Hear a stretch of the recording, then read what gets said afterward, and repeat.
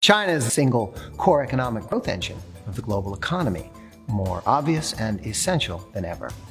Consider the contrast, the triple header of turmoil we are witnessing in the West: economic weakness, the chaos of political instability, and the coronavirus pandemic all but out of control.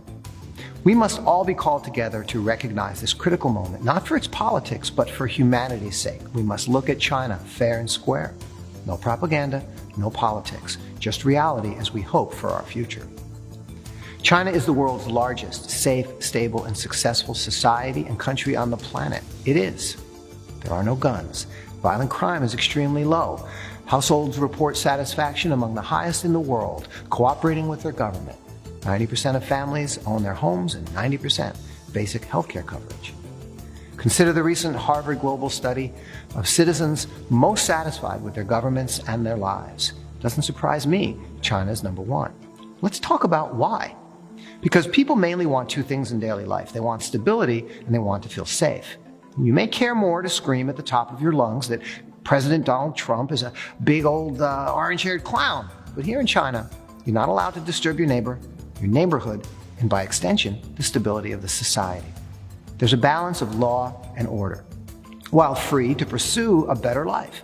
And we genuinely hope the Chinese government will continue doing the terrific job it has been doing for the past 30 years or so. Because when any government in the world starts doing a bad job for its citizens, they suffer.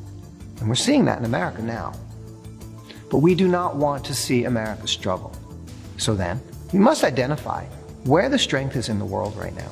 And that strength is found in China. Number one, the coronavirus is 100% under control here right now.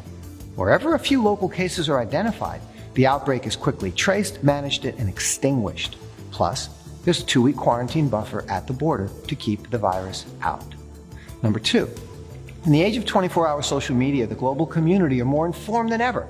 And listening to the U.S. State Department say that the Communist Party of China is a brutal, evil regime, aggressively repressing people of all faiths and religion, as opposed to the simple truth: this past Sunday, we all went to church. Millions and millions go to church. Temples, mosques. You want to go, you're free to go. It's that simple. As a citizen volunteer liaison for the U.S. consulate here in China, they appreciate I report these facts, and I am directly calling on the State Department to retract Mike Pompeo's disgraceful lies. By the way, no country lets you build illegal buildings without zoning permissions for nonprofit churches. And if you don't believe me, try building one yourself and see how quickly the authorities show up to shut you down. Number three, the Chinese Communist Party is committing genocide in Xinjiang. Please. As opposed to the simple truth that Uyghurs and all minorities enjoy multiple preferential policies. They're more prosperous than ever, with all schools teaching in their native language. The 800-year-old Korea Mosque was not destroyed. The gatehouse was renovated with a new parking lot added for more visitors. A satellite map of a supposed concentration camp is actually a 5-star apartment complex. They told you birth rates for Uyghurs declined significantly. They intentionally didn't tell you Han birth rates in the same region also declined. The regional birth rate dropped from 15.8 per 1,000 people in 2017 to 10.6 in 2018. This is for two crystal clear reasons. The government has implemented the same family planning policies to everyone, and a vastly improved education system means more younger women are pursuing education to improve their lives instead of having more babies.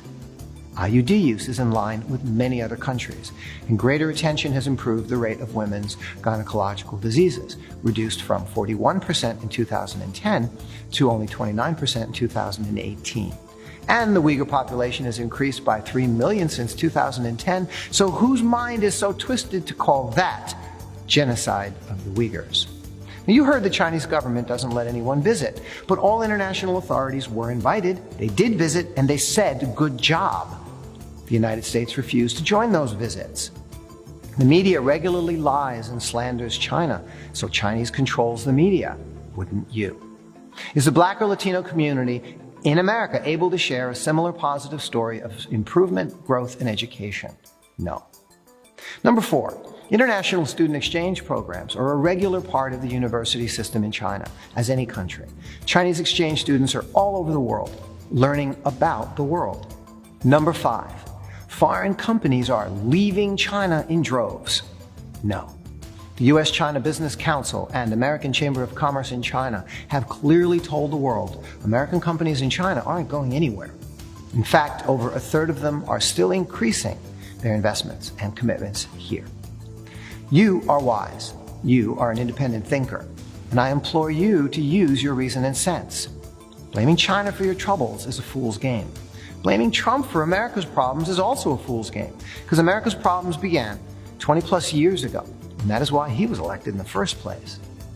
Let go of your politics. Take a breath and ask what humanity on this planet really needs. Do we really need American-style freedom, democracy, and military warmongering shoved down our throats? While it is true humanity is safer thanks to the U.S. military, U.S. imperialism and bullying is guafanla, way over the line. It has gone far beyond that noble goal, killing and displacing millions of innocent people, and it needs to stop. Doesn't stability and safety for everyone sound right? Here's a quote.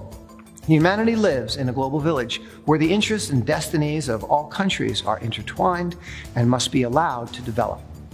Sounds maybe like Hillary Clinton, but no.